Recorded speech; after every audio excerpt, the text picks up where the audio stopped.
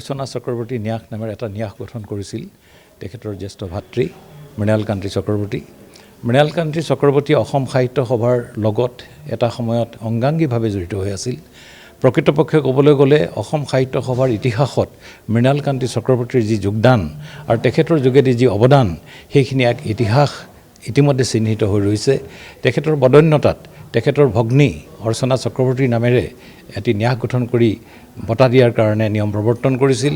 কিন্তু যিকোনো কাৰণতে নহওক আমাৰ আগৰ কালত আমাৰ কাৰ্যনিৰ্বাহকৰ আগৰ ছোৱাত এই বঁটা প্ৰদান কৰা হোৱা নাছিল।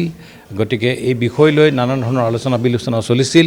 কিন্তু আমি আমাৰ কাৰ্যনিৰ্বাহকে এটা সিদ্ধান্ত লৈ আমি এই বিগত বছৰসমূহত দিবলৈ বাকী থকা বঁটাখিনি সহ এই বছৰৰো বঁটা দিবলৈ আমি আগবাঢ়িছোঁ। আৰু ইতিমধ্যে যোৱা বিগত দুটা বৰ্ষৰ বঁটা আজি প্ৰদান কৰা হৈছে।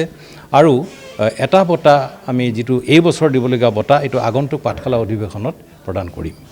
আৰু আজিৰ এই সভাতেই অৰ্চনা চক্ৰৱৰ্তীৰ ন্যাস সম্পৰ্কত আৰু অৰ্চনা চক্ৰৱৰ্তী সম্পৰ্কত এখন গ্ৰন্থ ইতিমধ্যে প্ৰস্তুত হৈছিল। আজি সেইখন শুভ উন্মোচন কৰা হৈছে। আমি আশা কৰিছোঁ দাতাপক্ষই যি আশা কৰি পেলাই এই বঁটা প্ৰৱৰ্তন কৰিছিল সেই বঁটা যেন আগন্তুক দিনসমূহত নিয়মিতভাৱে সদায় দি থকা হয়।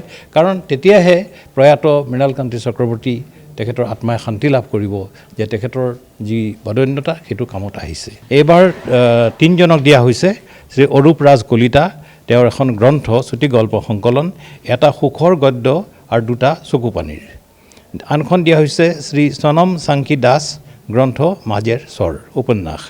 আৰু যিখন আমি দিম সেইখনৰ কাৰণে নিৰ্বাচন হৈছে শ্ৰীমতী গায়ত্ৰী প্ৰান্তিক শৰ্মা, গ্ৰন্থ দেউকা চুটি গল্প সংকলন। এইটো মোৰ কাৰণে খুব ভাল লগা খবৰ এটা। অৰ্চনা চক্ৰৱৰ্তী স্মাৰক বঁটা লাভ কৰিছে মাজেৰ স্বৰ নামৰ উপন্যাসখনে।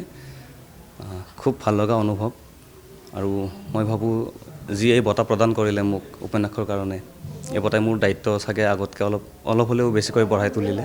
আৰু লিখা মেলাৰ ক্ষেত্ৰত মই আগতকৈ নিজে অনুভৱ কৰিছোঁ কিছু ক্ষেত্ৰত সজাগ হ'ব লাগিব। অসম সাহিত্য সভাই প্ৰদান কৰা অৰ্চনা স্মৃতি ন্যাস বঁটা 2024 মই এটা সুখৰ গদ্য আৰু এটা চকুপানী শীৰ্ষক গল্প সংকলনখনৰ কাৰণে পাইছোঁ। এটা বঁটাই প্ৰতিজন লেখককে অনাগত সময়ত নতুন কাম কৰিবলৈ অনুপ্ৰেৰণা যোগাই পৰৱৰ্তী কামৰ দায়িত্বশীলতা গঢ়ি তোলে একোটা বঁটাৰ বাবে। আৰু এই বঁটাইও মোক পৰৱৰ্তী সময়ত নতুন কাম কৰিবলৈ অনুপ্ৰেৰণা যোগাব আৰু জাতিৰ প্ৰতি ভাষাৰ প্ৰতি বেছি দায়িত্বশীল কৰি তুলিব। আৰু হয়, মোৰ এই পুৰস্কাৰটো পাই নিশ্চয় ভাল লাগিছে। এইটো স্বাভাৱিক কথা, ভাল লাগিবই। আৰু ভাল লগাৰ ধৰণে মোক বেছি দায়িত্বশীল কৰি তুলিছে এইটো বঁটাই।